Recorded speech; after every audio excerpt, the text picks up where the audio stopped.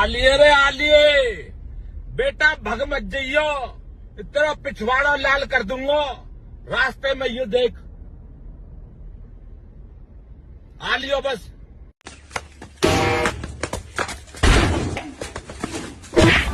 यदि मंगल भवानया मंगल। कुछ इसी तरह से इंडिया ने धर दबोचा है ऑस्ट्रेलिया की टीम को दुबई के मैदान में चैंपियंस ट्रॉफी के सेमीफाइनल में। अपना पुराना हिसाब चुकता कर लिया और ऑस्ट्रेलिया को इस चैंपियंस ट्रॉफी से नॉकड आउट कर दिया है। इंडिया ने कल बहुत जबरदस्त खेल दिखाया। अगर शुरू से शुरू करें, टॉस यहाँ पर हमेशा बहुत इंपॉर्टेंट रहा है। जितना ड्राई विकेट था और देख के ऐसा लग रहा था कि यहाँ पर चेजिंग बहुत आसान होगी। ऑस्ट्रेलिया ने वो एडवांटेज दिया, टॉस जीता, बैटिंग करने का फैसला किया। और मोहम्मद शमी, जिनके ऊपर बहुत सवाल उठ रहे थे फिटनेस को लेकर भी, फॉर्म को लेकर भी, मोहम्मद शमी ने कल एक बार फिर से दिखाया कि बड़ा प्लेयर ओकेजन्स पर राइज करता है, भले ही वो अपनी 100% फिटनेस पर ना हो। आप उनके साथ एक हिस्ट्री एसोसिएट होते हुए देखते हैं, चाहे 2015 का वर्ल्ड कप हो, 2023 का वर्ल्ड कप हो। मोहम्मद शमी कभी भी फिटनेस के मामले में 100% नहीं थे, लेकिन उनके एफर्ट में कभी भी 0% की कमी नहीं थी। कल भी शायद वो 100% पर नहीं खेल रहे थे, उनको टो की प्रॉब्लम भी हुई, बाहर गए, वापस आए, एक बहुत जबरदस्त स्पेल डाला। शुरू में जिस तरह से उनका गेंद मूव हो रहा था और चैलेंज प्रोड्यूस कर रहे थे ऑस्ट्रेलियन बल्लेबाजों के लिए, तो वो मोहम्मद शमी की जो मेंटल एनर्जी है वो दिखाती है कि यार ये प्लेयर किस मिट्टी का बना हुआ है कि जरूरत पर जोर लगा ही देता है। और वो जोर भी उन्होंने लगाया। गेंद जो उनकी 140 के पार नहीं जा पा रही थी पिछले मैचेस में, उससे आगे भी गई और प्लेयर भी आउट किए, क्रूशल प्लेयर आउट किए। शुरू में वो प्रेशर बनाया उन्होंने ऑस्ट्रेलियन बल्लेबाजी पर, बाद में स्टीवन स्मिथ का विकेट लिया। लास्ट में अफसोस शायद वो यही करेंगे कि यार नाथन एलिस से वो छक्का नहीं खाना चाहिए था। अदरवाइज आप मोहम्मद शमी की कल के मैच में गेंदबाजी अंडर द रडार जरूर गई है, लेकिन आई थिंक उन्होंने गेम सेटअप किया इंडिया के लिए। उसके बाद जो दूसरा प्लेयर था इंडिया के लिए बहुत इंपॉर्टेंट रोल प्ले किया, क्योंकि इंडियन क्रिकेट फैंस को जिस पर्सन से सबसे ज्यादा डर लग रहा था, जिस प्लेयर से सबसे ज्यादा डर लग रहा था, वो था ट्रेविस हेड। और ट्रेविस हेड बच बचा के दोबारा उसी जोन में पहुंच गया था जहां पर अपने शॉट खेलने उसने शुरू कर दिए थे। उसको आउट करना बहुत जरूरी था और वो काम किया वरुण चक्रवर्ती ने। आते ही अपनी पहली गेंद जो उन्होंने ट्रेविस हेड को फेंकी, और ट्रेविस हेड शायद जो है वो लॉन्ग ऑन की तरफ एम कर रहे थे क्योंकि उधर का फील्डर ऊपर था, लेकिन टॉप एज सा लगता है, लीडिंग एज सा लगता है और जाके शुभमन गिल के हाथ में वो आउट होता है। तो वो बहुत बड़ा रिलीफ था। ऑस्ट्रेलिया काफी हद तक समझ लीजिए कि यहाँ पर टूट गया था, लेकिन स्टीवन स्मिथ और लबुशेन, इन दोनों ने अच्छी पार्टनरशिप बनी। बिकॉज जब बात स्पिन को खेलने की आती है तो ये दोनों खिलाड़ी बहुत स्किलफुल हैं। और आपने देखा भी कि जब ये दोनों बल्लेबाजी कर रहे थे उस टाइम पर कोई भी स्पिनर फिर उतना इफेक्टिव नजर नहीं आया। गेम भी इन्होंने अच्छा चलाया, रोटेशन ऑफ स्ट्राइक भी इन दोनों ने मिलकर बेहतर की। और खास करके अगर आप देखेंगे Varun Chakravarthy versus Steven Smith, Steven Smith ने वरुण चक्रवर्ती को बहुत अच्छा पिक किया, बिकॉज वो हाथ से पिक कर रहे थे उनको। वो उस तरह से नहीं खेल रहे थे जैसे बाकी बैट्समैन ऑफ द विकेट खेलने की कोशिश करते हैं। और उस वक्त पर रोहित शर्मा ने भी बड़ी समझदारी दिखाई कि जब 2 ओवर के बाद जस्ट उन्होंने रियलाइज कर लिया कि स्टीवन स्मिथ जो है अच्छा पिक कर रहे हैं, वो दूसरे एंड से जो है वो रविंद्र जडेजा को लेके आ गए और अक्षर पटेल को। फिर ये टैक्टिकली भी अच्छा मैचअप बन जाता है। 2 राइट हैंडर क्रीज पर आ गए थे और 2 लेफ्ट आर्म स्पिनर थोड़ी देर गेंदबाजी करते रहे, फिर शमी को वापस लेके आए। वहां पर शायद मुझे लगा कि जब 1 ओवर के लिए शमी को लाए थे, कुछ ओवर और कराए जा सकते थे। हालांकि मार्नस लबुशेन आउट हो गए, उसके बाद फिर जो है वो जल्दी जल्दी ऑस्ट्रेलिया के विकेट कुछ निकले और इंडिया की टीम ने गेम में वापसी की। और इन मिडिल ओवर्स में जो बॉलिंग चेंजेस थे रोहित शर्मा के, वो बहुत ही जबरदस्त थे, स्पॉट ऑन थे, क्योंकि यहाँ पर इंडिया ने गेम कंट्रोल भी किया।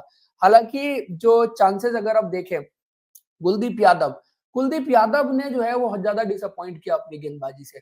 अगर कुलदीप यादव थोड़ा सा सपोर्ट कर जाते जिस फेज में उनको गेंदबाजी करने के लिए लाया गया था, तो शायद इंडिया की टीम ऑस्ट्रेलिया को 240 या उससे नीचे के स्कोर पर भी रोक सकती थी। लेकिन एक बार माननी पड़ेगी कि ये विकेट जैसा दिख रहा था टॉस के वक्त, उससे कई गुना बेटर भी खेला है। क्योंकि आप देखें शॉट्स मेकिंग सेकेंड इनिंग में भी ऐसा मुश्किल नहीं हुई थी जितना ड्राई विकेट था। तो यहाँ पर अब तक जो 4 मैचेस इंडिया ने खेले हैं, जो बात कही भी जा रही थी कि हर मैच एक डिफरेंट विकेट पर हुआ है, तो डिफरेंट कैरेक्टर भी उस विकेट ने अपना दिखाया है, तो वही चीज आपको देखने को मिली। But all and all in totality अगर आप देखें, आप इंडिया की गेंदबाजी, शमी ने अच्छी की, वरुण चक्रवर्ती ने जबरदस्त गेंदबाजी की।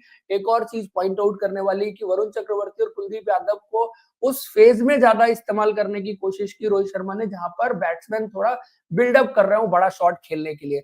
40 ओवर के बाद दोबारा से वापस लेके आए, या बहुत जरूरी था कि विकेट जिस फेज में आपको चाहिए उस फेज में गेंदबाजी कराई रोहित शर्मा ने। उसके अलावा अगर आप देखें, अक्षर पटेल भी अच्छी गेंदबाजी कर गए, और ग्लेन मैक्सवेल का विकेट भी क्रूशल था, बिकॉज ऑस्ट्रेलिया के लिए एक फाउंडेशन सेट था। वहां से अगर ग्लेन मैक्सवेल थोड़ा तेज खेल जाता तो स्कोर शायद 280, 90, 300 कुछ भी जा सकता था।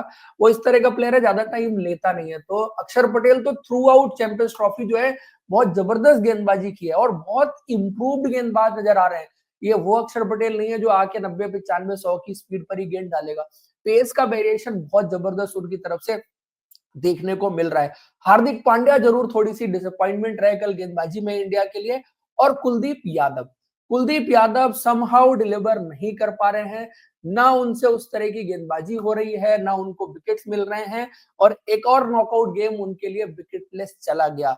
बट 265 जब बोर्ड पे लग गया था तो ऐसा लग रहा था कि यार 15-20 रन तो ज्यादा बन गए हैं, 250, 240 रहता तो सिचुएशन अंडर कंट्रोल रहती। लेकिन जब चेज शुरू हुई इंडिया के लिए, शुरुआत बहुत अच्छी नहीं रही।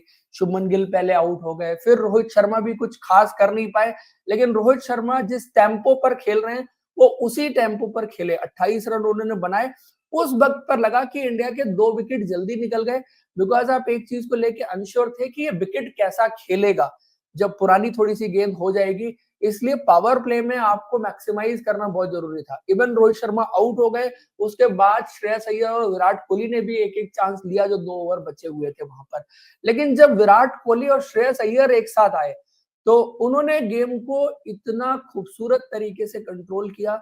जो रोटेशन ऑफ स्ट्राइक थी, सिंगल डबल थी, आप जब गेम चलाना शुरू कर देते हैं ना, और बिना रिस्क लिए आप जब गेम चलाना शुरू कर देते हैं, तो सामने वाली टीम के पास फिर ऑप्शंस नहीं रहते, क्योंकि उनको अगर गेम जीतना है तो चाहिए विकेट।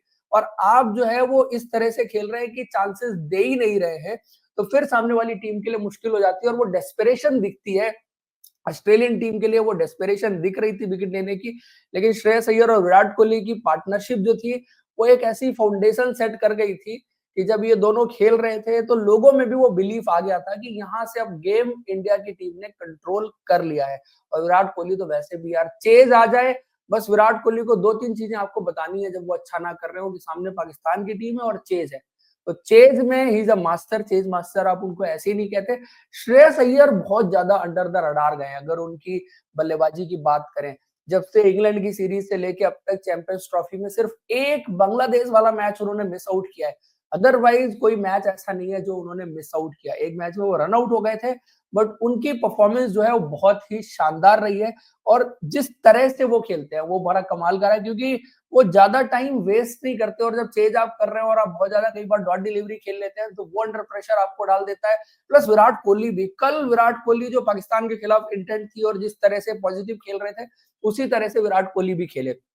उसके बाद अक्षर पटेल भी जब आए बल्लेबाजी करने के लिए, तो इंडियन टीम की एक अप्रोच आपको बड़ी क्लियर दिखेगी जो ऑस्ट्रेलियन बैटिंग में भी थी, कि गेम को तेजी से आगे बढ़ाना है, क्योंकि बैटिंग के टाइम में उनका इंटेंट भी काफी पॉजिटिव था और रन स्कोर करने की तरफ देख रहे थे। तो अक्षर पटेल भी आए, रन स्कोर करने की तरफ ही देख रहे थे, उन्होंने छक्का मारा, कुछ रन बनाए, और जो 27 रन उन्होंने बनाए, और उनकी पार्टनरशिप, कोहली की पार्टनरशिप गेम को और एक फेज आगे लेके चली गई।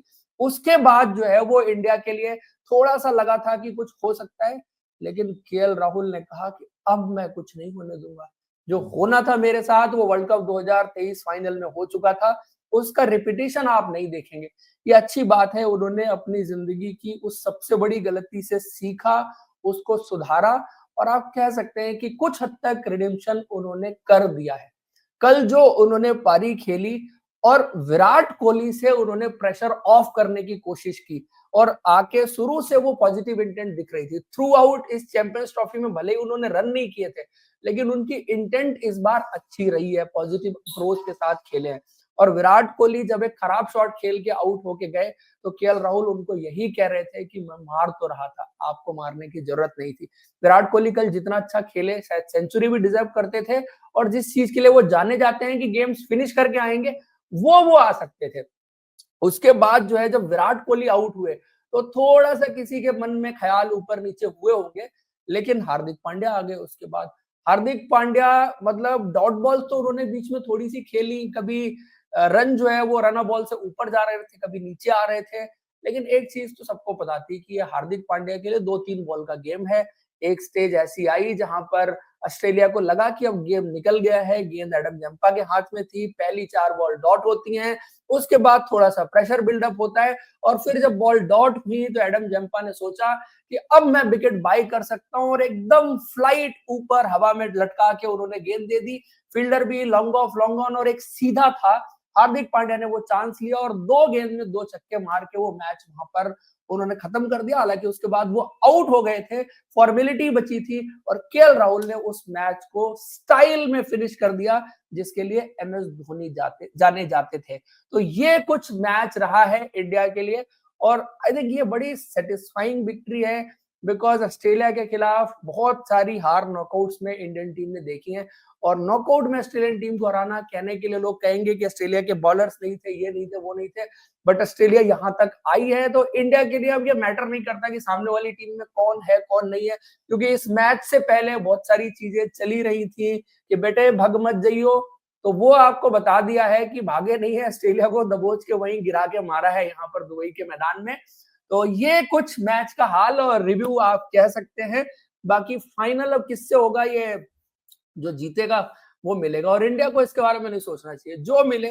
न्यूजीलैंड आती है तो न्यूजीलैंड, साउथ अफ्रीका आती है साउथ अफ्रीका। शायद अगले मैच में जो चेंज बन सकता है इंडिया के लिए, वो हो सकता है कि एक फास्ट बॉलर आप और कुलदीप यादव की जगह पर लेके आए। So that's it, thank you, see you in next video.